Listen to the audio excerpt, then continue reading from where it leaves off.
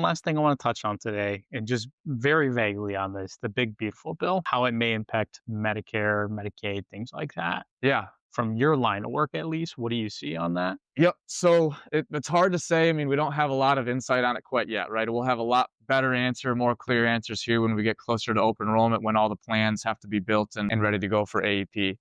I would say, number one thing, the enhanced premium tax credits that happened back in 2020, around then, those were set to expire this year anyways, right? So that's something that we do anticipate happening, right? Now, we don't know exactly what that's going to look like. Those numbers don't really get released until the 1st of November. So November 1 to December 15 is the under 65 open enrollment period, right? So Mhm. we'll see those numbers when they get released and we can kind of tackle that at that time.